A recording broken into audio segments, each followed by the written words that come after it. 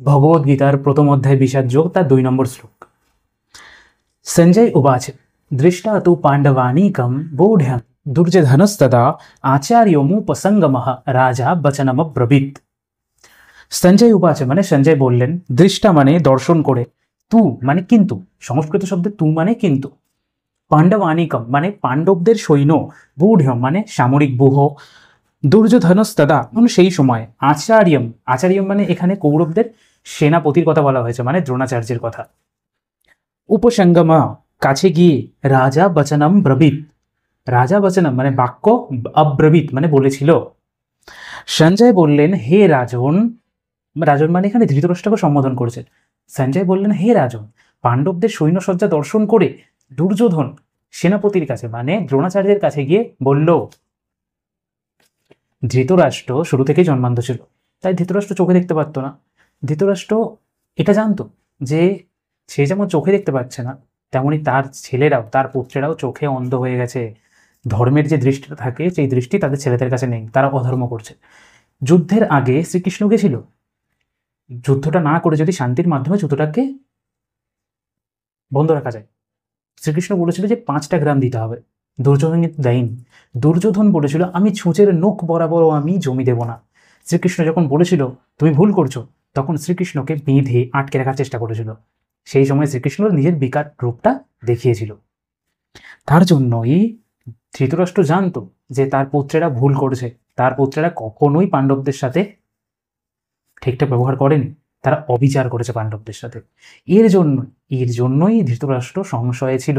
আর সব থেকে বড় কথা, কুরুক্ষেত্র হচ্ছে দেবভূমি। যারা ধর্মের সাথে চলে, যারা ধর্মের পথে চলে, কুরুক্ষেত্রের ভূমিতে সব সময় তাদের পজিটিভিটি বেশি থাকে। প্লাস শ্রীকৃষ্ণ স্বয়ং বাসুদেব নন্দন পাণ্ডবদের সাথে আছে, তাই ধৃতরাষ্ট্রের চিন্তা অবশ্যই বেশি ছিল। এর জন্য ভগবদ্গীতা বইতে তাৎপর্যের মধ্যে লেখা আছে, কি লেখা আছে সেটা এখন আমি পড়ব। ধৃতরাষ্ট্র ছিলেন জন্মান্ধ। দুর্ভাগ্যবশত তিনি পারিমার্থিক তত্ত্ব দর্শন থেকেও বঞ্চিত ছিলেন। তিনি ভালোভাবেই জানতেন যে ধর্মের ব্যাপারে তার পুত্রেরা ছিল তার মতোই অন্ধ, এবং তিনি নিশ্চিত ছিলেন যে তার পাপিষ্ঠ পুত্রেরা আজন্ম ধর্মপরায়ণ পাণ্ডবদের সঙ্গে কোনো রকম আপোষ মীমাংসা করতে পারবে না। তাই তিনি সেই ধর্মক্ষেত্রের প্রভাব সম্বন্ধে সংশয়গ্রস্ত ছিলেন। যুদ্ধক্ষেত্রের পরিস্থিতি সম্বন্ধে ধৃতরাষ্ট্রের এই প্রশ্ন করার অভিপ্রায়টি সঞ্জয় বুঝতে পেরেছিলেন। তাই তিনি নৈরাশ্যগ্রস্ত রাজাকে আশ্বস্ত করার জন্য বলেছিলেন যে পবিত্র ধর্মক্ষেত্রের প্রভাবের ফলে তার পুত্রেরা পাণ্ডবদের সঙ্গে কোনো রকম আপোষ মীমাংসা করবে না।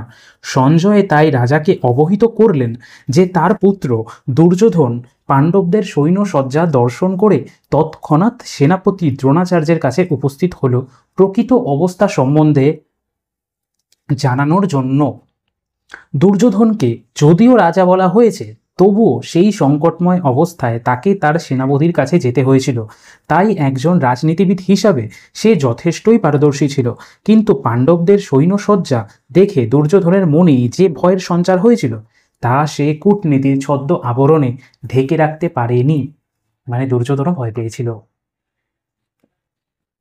ভগবদ্গীতার এটা 2 নম্বর শ্লোক ছিল। প্রথম শ্লোকের মধ্যে ছিল ধৃতরাষ্ট্র উবাচ, ধৃতরাষ্ট্র বলেছিলেন সঞ্জয়কে যে সেখানের মধ্যে কি হচ্ছে, মানে কুরুক্ষেত্রের ময়দানের মধ্যে কি হচ্ছে সেটা আমাকে বলো, হে সঞ্জয় আমাকে বলো। তো এখানের মধ্যে সঞ্জয় উবাচ, সঞ্জয় বললেন।